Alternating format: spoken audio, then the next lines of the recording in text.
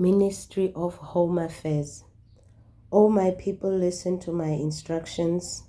Open your ears to what I am saying, for I will speak to you in a parable.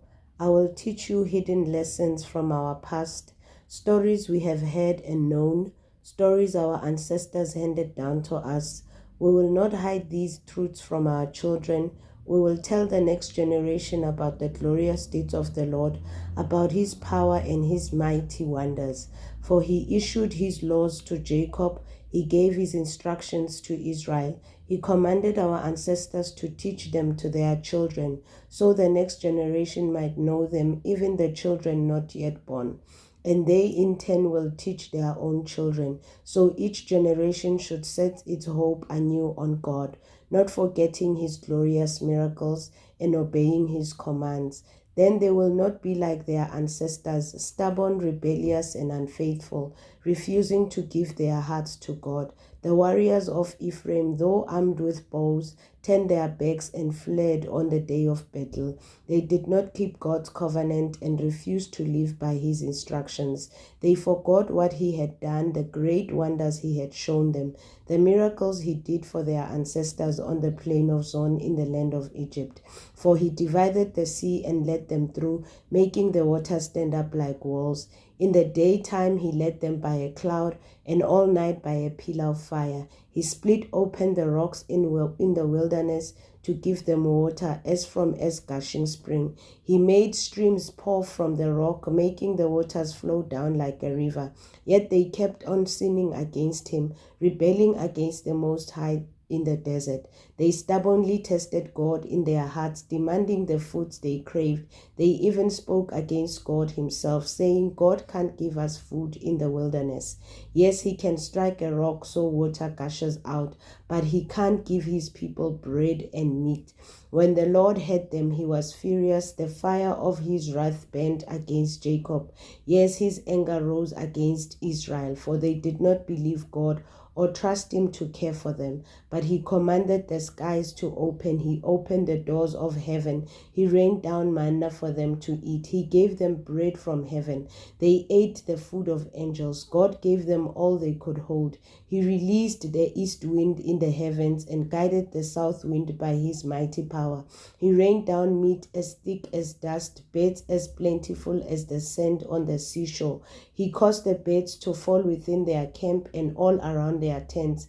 The people ate their fill. He gave them what they craved, but before they were satisfied, their craving while the meat was in their mouths, the anger of God rose against them, and he killed their strongest men. He struck down the finest of Israel's young men. But in spite of this, the people kept sinning. Despite his wonders, they refused to trust him. So he ended their lives in failure, their years in terror. When God began killing them, they finally sought him. They repented and took God seriously.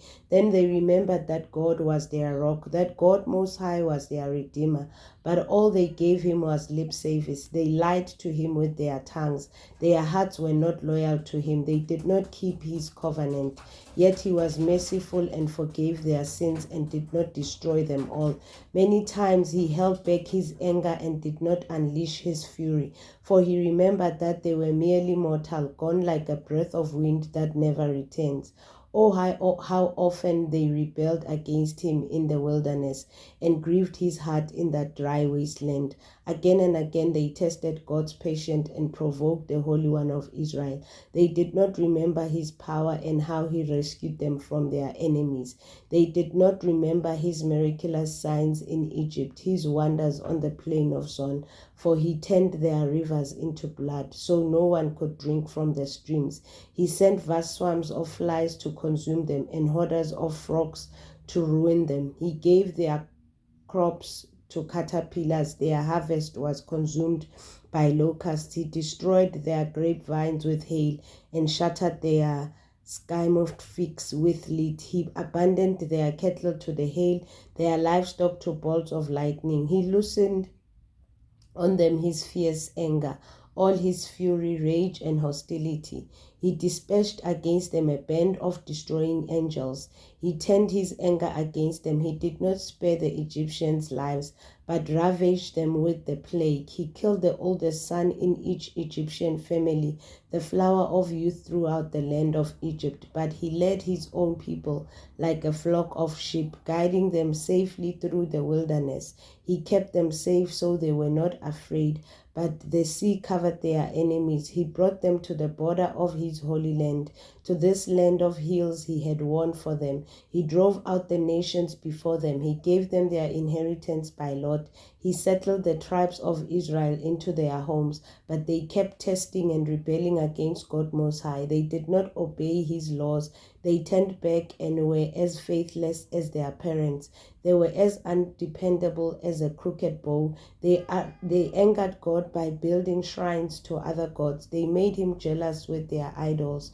When God heard them, he was very angry and he completely rejected Israel. Then he abandoned his dwelling at Shiloh, the tabernacle where he had lived among the people. He allowed the ark of his might to be captured. He surrendered his glory into enemy hands. He gave his people over to be butchered by the sword because he was so angry with his own people, his special possession. Their young men were killed by fire. Their young women died before singing their wedding songs. Their priests were slaughtered, and their widows could not mourn their deaths. Then the Lord rose up as though waking from a sleep, like a warrior rose from a drunken stupor. He routed his enemies and sent them to eternal shame. But he rejected Joseph's descendants and did not choose the tribe of Ephraim. He chose instead the tribe of Judah and Mount Zion, which he loved. There he built his sanctuary as high as the heavens, and solid and enduring as the earth. He chose his servant David, calling him from the sheep pens. He took David from tending the ewes and lambs, and made him the shepherd of Jacob's descendants, God's own people, Israel. He cared for them with a true heart and led them with skillful hands. From Elohim.